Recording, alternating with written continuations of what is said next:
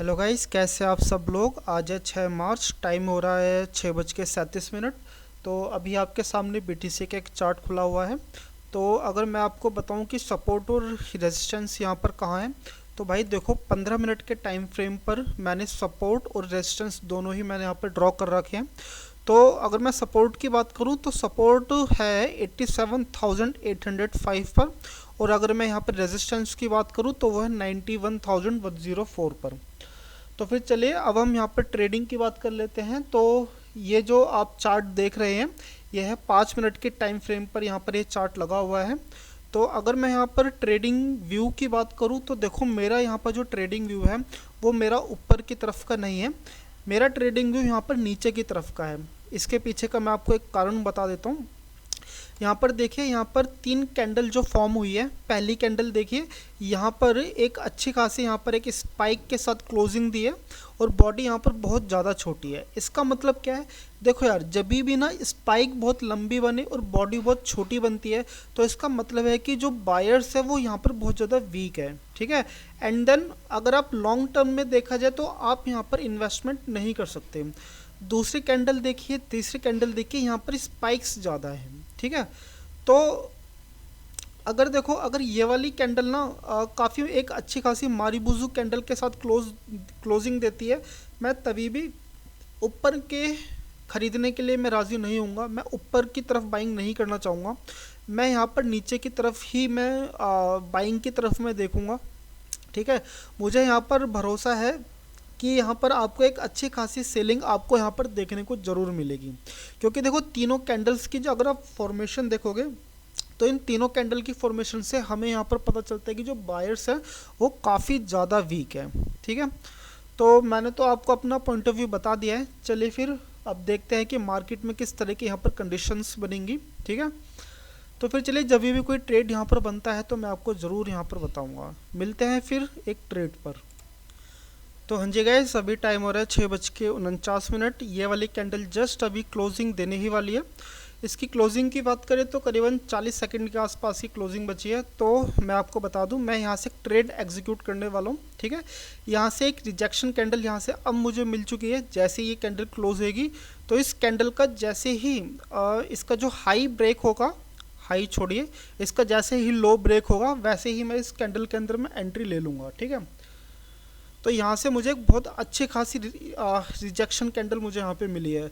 तो जस्ट कितने टाइम बचा है, 20 सेकंड बचे हैं, 16 सेकंड। ठीक है। तो के जैसे ये कैंडल क्लोज होती है तो वैसे हम यहाँ पे एक नीचे की तरफ ट्रेड एग्जीक्यूट करने वाले हैं। ठीक है।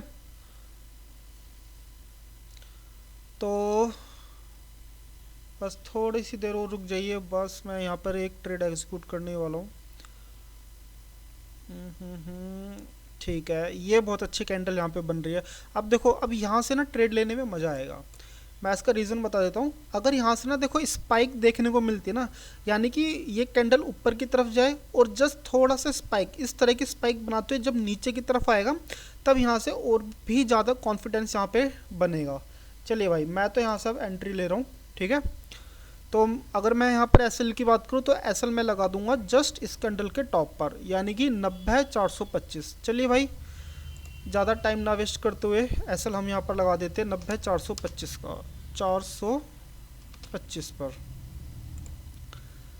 भाई अब देखो, अब यहाँ पर बैठना है आराम से। ठीक है। अब यहाँ पर बैठे रहिए, होल्ड कीजिए ट्रेड को और मज़े लीजिए, क्योंकि अब कैंडल यहाँ से ऊपर नहीं जाने वाली। ठीक है।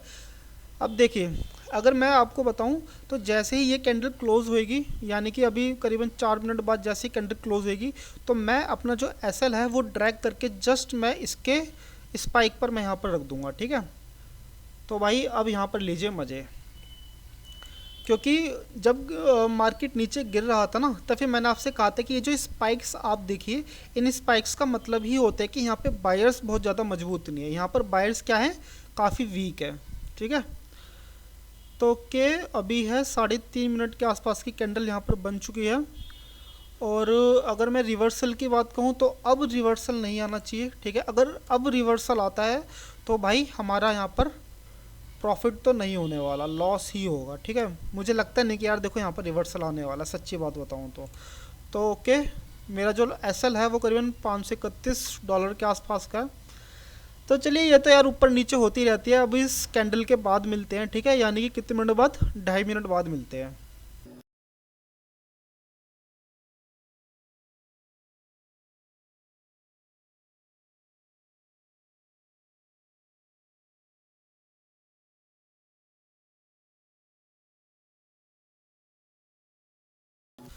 तो हाँ जी गाइस, ये कैंडल जस्ट अभी क्लोज होने वाली है, ठीक है।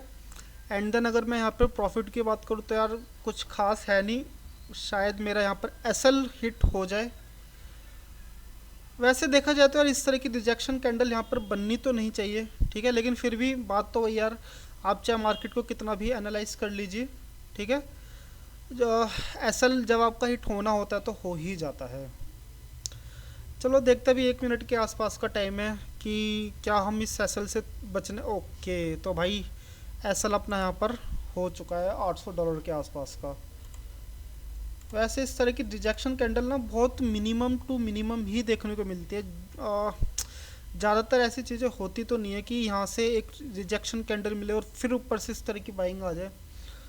तो चलिए भाई फिर ठीक है, आज के लिए बस ट्रेडिंग के लिए इतना ही। अब मिलते हैं कल।